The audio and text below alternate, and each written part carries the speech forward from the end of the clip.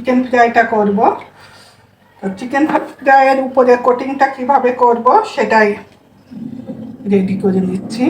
আমি চায়ের কাপে 2 কাপ ময়দা নিছি, কর্নফ্লাওয়ার নিলাম এই যে এই টেবিল চামচগুলো 1.5 টেবিল চামচ। আমি একটু উঁচু উঁচু করেই নিছি, কিন্তু কর্নফ্লাওয়ারটা বেশি দিলে ক্রিস্পিটা খুব সুন্দর হয়। লবণ দিয়ে দিলাম পরিমাণ মতো, একটুখানি চিকেন পাউডারও দিয়ে দিচ্ছি, 1 চা চামচের মতো দিয়ে দিচ্ছি শুকনো মরিচের পাউডার। এবার খুব সুন্দরভাবে আমি মাখাইয়ে নিচ্ছি।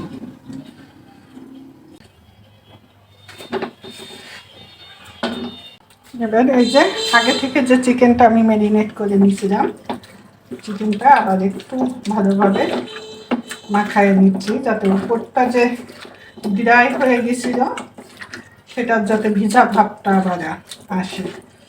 আচ্ছা, এবার এর থেকে একটা চিকেন উঠায়ে আমি এই ময়দার মিশ্রণের ভিতরে দিয়ে দিচ্ছি।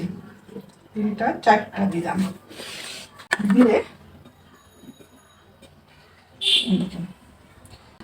খুব সুন্দর করে, এই যে খুব বেশি না, একটু কোট করে নিলাম। নিয়ে এবার এই চিকেনটাকে আমি ময়দার থেকে উঠায়ে এই পানির ভিতরে দিচ্ছি। পানিতে কিন্তু আমার কিচ্ছু দেওয়া নেই, এটা এমনি সাদা পানি, কোনো লবণ বা কোনো মশলাপাতি কোনো কিছুই দেওয়া নেই।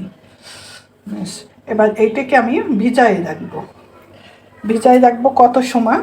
এই যে দেখেন, আমার আসলে কতটা আমি বোঝাতে পারছি জানি না, দেখবেন পানি থেকে বুদবুদ উঠছে। এই বুদবুদটা যত সময় ধরে উঠবে আমি অতটা সময় চিকেনটা ভিজাই রাখবো। 1 মিনিটের মতো হয়তো ভিজাই রাখছি।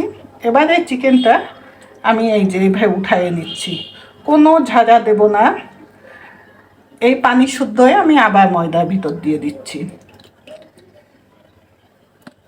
আমি কয়েক সেকেন্ড শুধু পানির থেকে উঠাই, এভাবে কয়েক সেকেন্ড একটু ধরছি।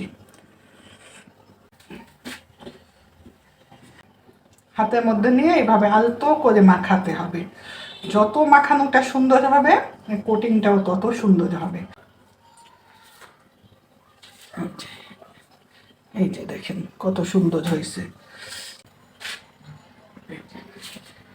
দেখেন কোটিংগুলো কত সুন্দর হয়েছে। এভাবে চাইলে কিন্তু একটা প্লেটের ভিতরে এভাবে ছড়াই রেখে এটা ডিপ ফ্রিজে কয়েক ঘন্টা রেখে কোটিংটা একটু শক্ত হলে আপনারা কিন্তু এটা ফ্রোজেন করে রাখতে পারেন। এই যে আমি একটু কাছ থেকে আপনাদেরকে দেখাচ্ছি কোটিংটা কেমন হয়েছে,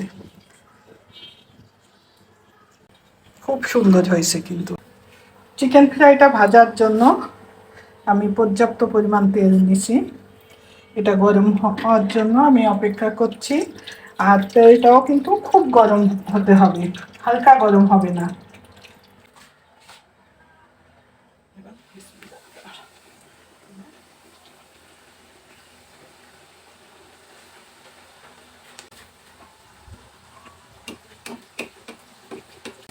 তেলটা একটু ছিটাই দিচ্ছি উপরে, যাতে উপরটা দ্রুত শক্ত হয়ে যায়। উপরটা যখন একটু শক্ত হয়ে আসছে আমি এবার উল্টাই দেব। একটু সাবধানে করতে হবে যাতে এটা না ভেঙে যায়। এইবার আমি গ্যাসটা একটু কমাই দেব। এটা ভাজতে কমপক্ষে 10 মিনিট আমার সময় লাগবে।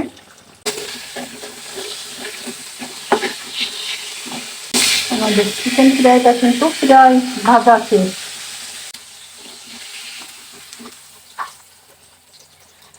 ভালোভাবে তেলটা ঝরিয়ে আমি উঠাইয়ে নিচ্ছি।